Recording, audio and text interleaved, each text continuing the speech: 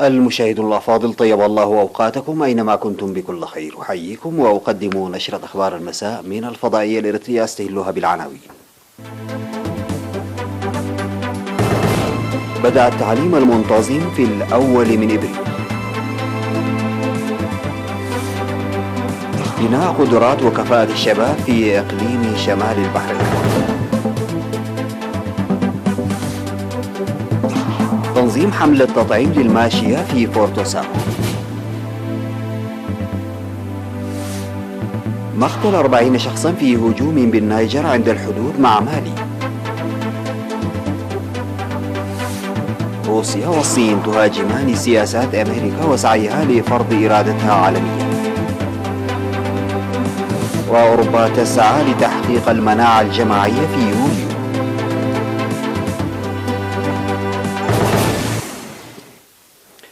السلام عليكم ورحمة الله.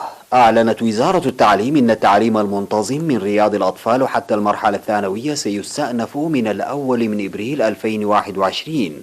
وأوضحت الوزارة أن بدء التعليم المنتظم ليس مؤشرا على زوال مخاطر وباء كوفيد-19، بل خطوة تتخذها الحكومة وضعا في الاعتبار لفترة الإغلاق الطويلة للتعليم الأكاديمي وأضرارها المستقبلية على تنمية البلاد ومستقبل الشباب. لهذا يجب التطبيق المنضبط بوعي عال لكافة إجراءات السيطرة على انتشار الوباء، مثل ارتداء كمامات الفم والأنف ونظافة الأيدي والتباعد الاجتماعي. وقد وضعت وزارة الصحة إجراءات متابعة وسيطرة إضافية تطبق في جميع المدارس تماشيا مع الأوضاع الخاصة للتعليم.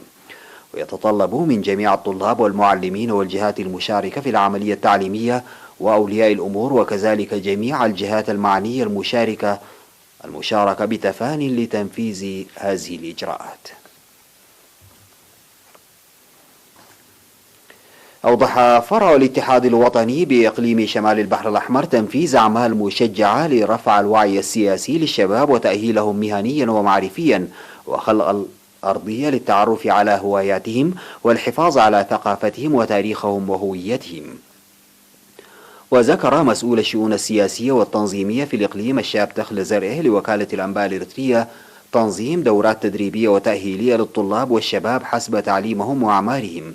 وقال إن التدريب المقدم لحوالي 2094 شابا وشابة اشتمل على النجارة والحدادة والجرافيكس والكهرباء وتربية النحل والدواجن وصناعة شباك صيد الأسماك والطهي والمحاسبة والمجاري والموسيقى والرسم والنحت وغيرها، وخلق فرص للقروض لهم لبدء العمل فرديا وجماعيا. وأشار إلى إقامة الأندية حسب هوايات الشباب في القراءة والصحة والثقافة والفنون والاختراع والابتكار، إضافة إلى النادي الأخضر وعقد سيمينارات تنويرية في مختلف المجالات.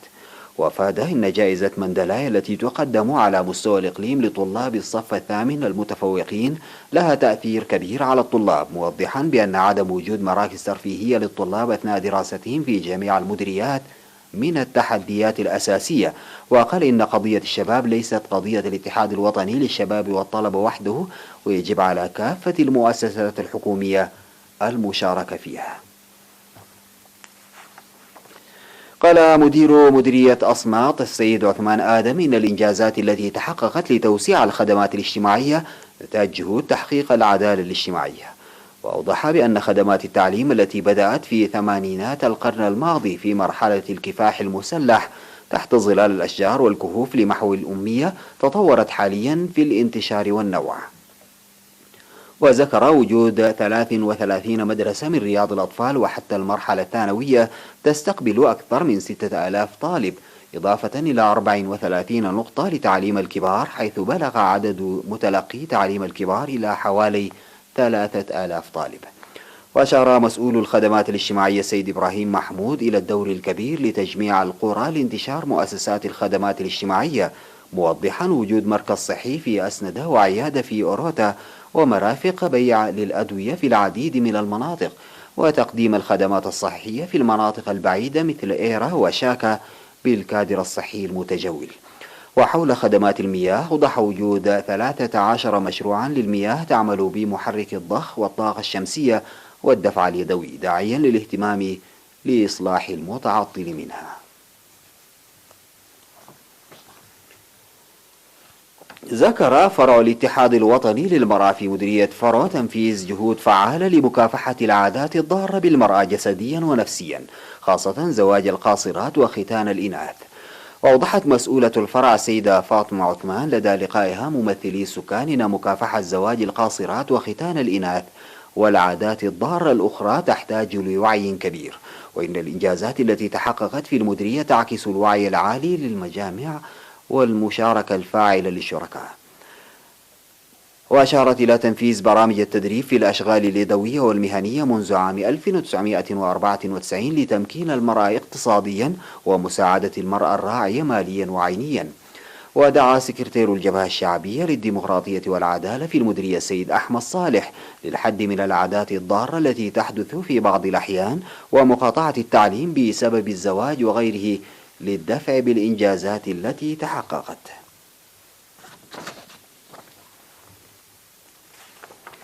تجري حملة تطعيم للمواشي وتقديم الخدمات البيطرية من 27 من فبراير الماضي في مديرية فورتساوا. أوضح مسؤول الخدمات البيطرية في المديرية السيد نقاسي عبد مريم إن الهدف من البرنامج مكافحة الأمراض المتنقلة من الحيوان للإنسان، داعيا أصحاب المواشي لمتابعة صحة مواشيهم لدرء الأمراض التي تنتقل من الحيوان إلى الإنسان مثل مرض الإجهاض. وقال مسؤول مكتب وزارة الزراعة في مديرية فورتساوا السيد تيدروس زقرقيش وجود برنامج لتطعيم حوالي 60 ألف رأس من الماعز والأغنام، وقد تم حتى الآن تطعيم أكثر من 45 ألف رأس. وذكر أصحاب المواشي بأن تطعيم الخدمات البيطرية تساعد على تكاثر المواشي ورفع إنتاجيتها، منادين لاتخاذ خطوات مماثلة لمكافحة الأمراض التي تظهر على الأبقار والنوق.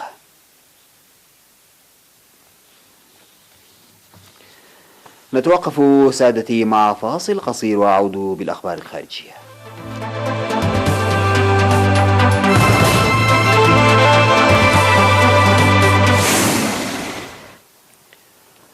قالت مصادر أمنية إن 40 شخصا قتلوا في هجوم بالنيجر عند الحدود مع مالي بعد أقل من أسبوع من قيام مسلحين مجهولين بقتل 58 قرويا في نفس المنطقة. وداهم المهاجمون 3 قرى بمنطقة تيلابري التي تتاخم مالي وبوركينا فاسو. وقال مصدر أمني أن مسلحين من تنظيم داعش الإرهابي شنوا الهجمات في حين لم يحدد مصدران محليان المسؤول عنها. وينشط الفرع المحلي التابع لتنظيم داعش في المنطقة وألقي عليه بالمسؤولية في هجمات سابقة أودت بحياة عشرات المدنيين والجنود. والعنف جزء من أزمة أمنية أوسع نطاقا في منطقة الساحل بغرب إفريقيا يغذيها أيضا متشددون على صلة بتنظيم القاعدة وميليشيات عرقية. وأكد الفوزازي رئيس بلدية المنطقة الريفية التي تتبعها القرى المتضررة لرويترز سقوط قتلى كثيرين، لكنه لم يحدد عددهم.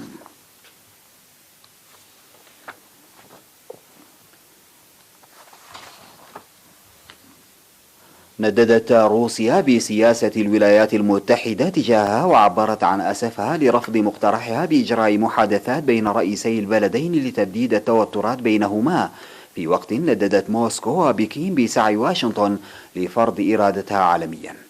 فقد قال الكرملين إن التصرفات الأمريكية ليس لها سبب ولا يمكن التنبؤ بها. وأضاف في بيان أن هذه التصرفات تجعل روسيا في حالة تأهب دائم. وكانت الرئاسة الروسية تشير بذلك إلى التوتر الجديد الذي طرأ على العلاقة بين البلدين عقب تصريحات أدلى بها مؤخرا الرئيس الأمريكي جو بايدن، ووصف فيها نظيره الروسي فلاديمير بوتين بالقاتل، وتوعده بدفع ثمن تدخله المفترض في الانتخابات الأمريكية الأخيرة، بالإضافة إلى فرض عقوبات أمريكية جديدة تشمل توسيع القيود على التصدير إلى روسيا بسبب ما قالت واشنطن إنه استخدام للتسميم بالأسلحة الكيميائية. وفي خضم التوترات السائدة بين واشنطن من جهة وبين موسكو وبكين من جهة أخرى، بدأ وزير الخارجية الروسي سيرجي لافروف زيارة رسمية إلى الصين تستغرق يومين لتعزيز التعاون والتنسيق بين البلدين اللذين يخوض كلاهما مواجهة مع الولايات المتحدة في قضايا مختلفة. وفي مستهل الزيارة التقى لافروف في بكين نظيره الصيني وانغ يي، ودعا إلى أن تحد روسيا والصين من اعتمادهما على الدولار وأنظمة الدفع الغربية بهدف التصدي لما وصفها بأجندة الغرب الفكرية.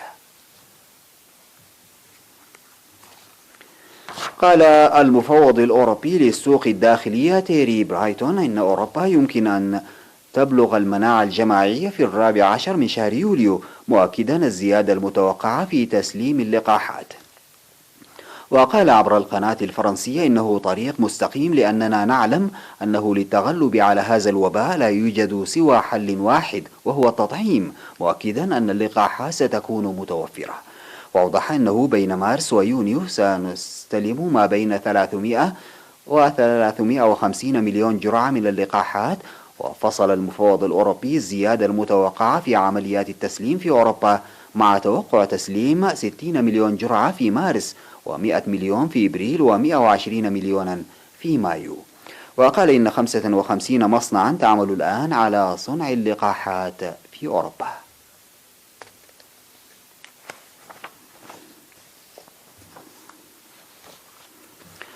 أعلنت وكالة الفضاء الروسية روسكوزموس أن صاروخ سيوز انطلق من قاعدة بايكونور وعلى متنه 38 قمرا صناعيا من 18 دولة، بينها 3 دول عربية.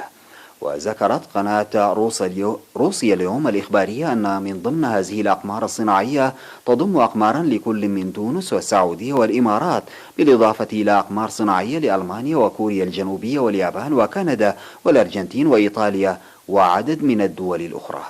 وكان من المقرر أن تتم عملية الإطلاق يوم السبت الماضي، إلا أن روسكوسموس قررت إرجاءها بسبب الظروف المناخية لضمان سلامة الأقمار الصناعية.